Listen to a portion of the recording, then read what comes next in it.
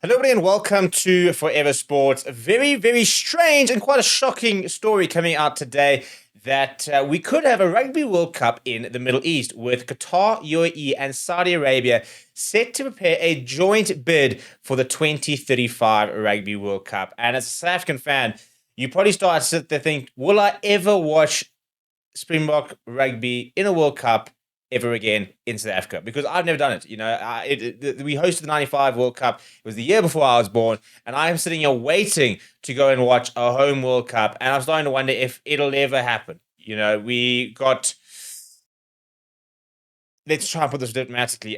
We were outvoted in the 2023 World Cup bid, very controversially. And there's definitely nothing dodgy about the fact that there were, Interpol, looking at documents relating to the bid and the likes of that. But be that as it may, we kind of sort of kicked the ball down the road, or kicked the can down the road rather. And we were really hoping to see, as potentially trying to hope, the global showpiece that we've won more times than anybody else, and yet have hosted just once.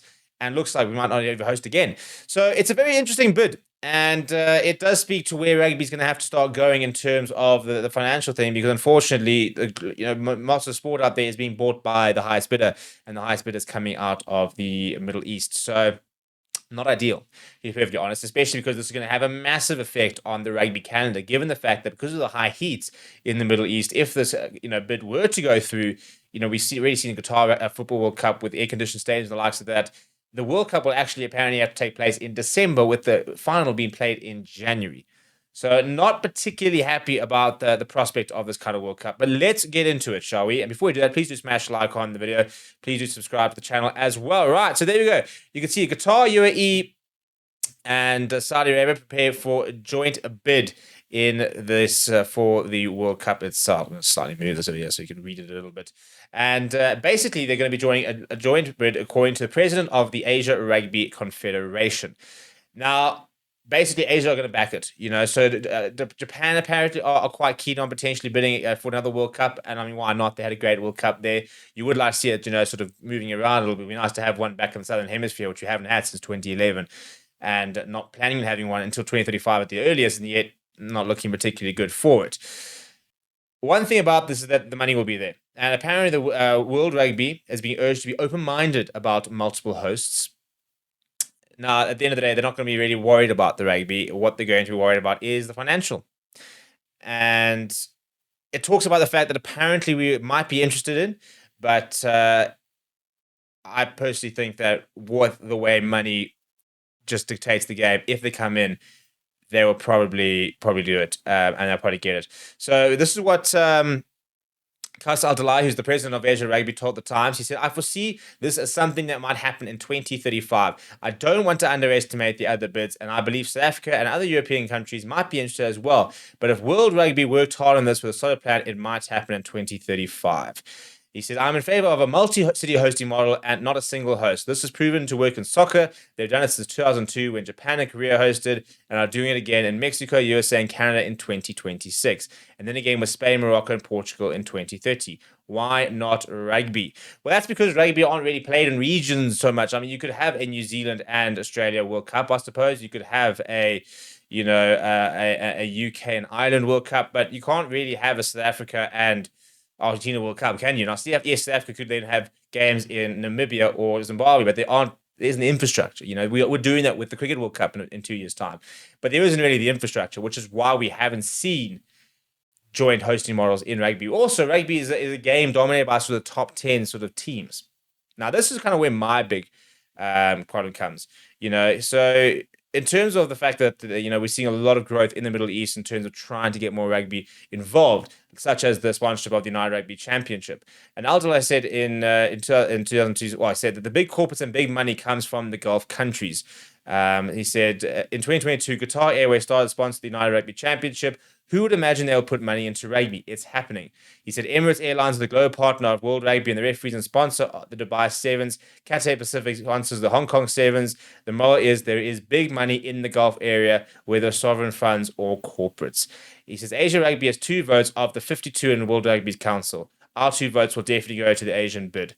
Not really going to help, is it? But we all know, unfortunately, that money can talk and bids can, and it can happen. My biggest problem is the fact that the member countries are nowhere. You know, I mean, if you look at, we'll go put up the world rankings in a little bit. But if you look at the world rankings, this is probably my biggest issue. I'm all for trying to grow rugby. I think the World Cup in the USA is a really good idea. I really do. I truly do. And I think that the World Rugby in Japan did amazing things for Japanese rugby. And you know, we need to celebrate that kind of thing. But this is the reality of the world rankings as it speaks. And this is also the problem potentially with a joint host. So this is the men's rankings over here. In fact, they don't have women's, so I suppose we don't have to really worry, do we? So let me get a move this slightly and make it a bit bigger. Okay, so this is the men's rankings on the right-hand side, yeah.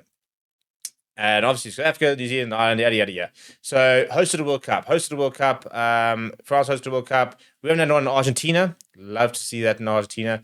Hosted a World Cup, obviously with games in Scotland. Hosting the next World Cup. Haven't really hosted. Italy haven't hosted. I don't think they really bid, to be fair. You've got Georgia, Japan have hosted, USA have hosted. So, I mean, the lowest person is 15 that's hosted the World Cup. If you then have to go look at sort of the Gulf countries, it's a long way down. The UAE are the highest ranked side at 48. You've then got, I think Qatar is there somewhere. Qatar is there at 87th, and I don't even know if Saudi Arabia actually have a team officially on here. I don't think they do, unless I've missed it. I'll try and search for it, but I don't think so. No, there's no Saudi team. So you've got Qatar, who are sitting in 87th, and you've got the UAE sitting in what do you say, 43rd, eh? No, we're 53rd, 48.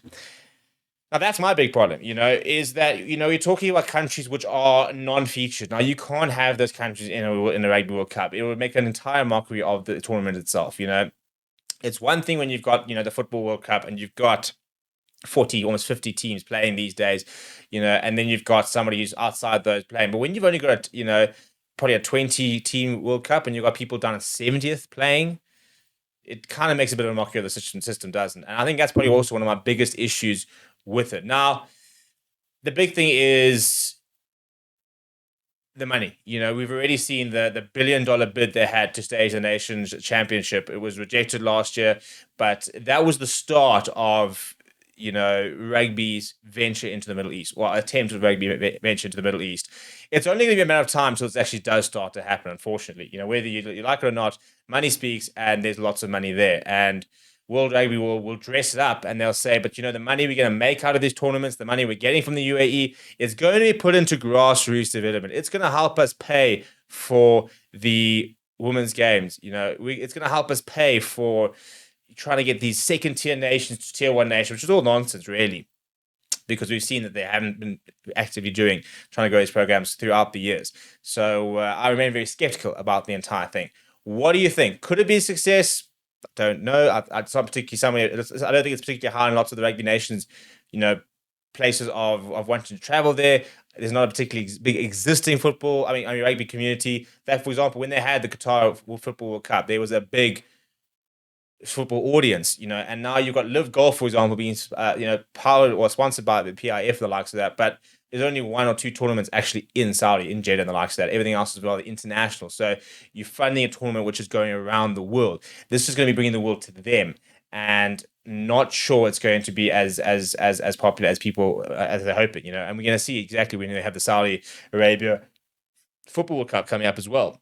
So I remain unconvinced. What do you think? Let me know down in the comments below. Smash a like on the video. Subscribe to the channel as well. Thank you very much for watching. My name is Steve, and I'll chat to you soon.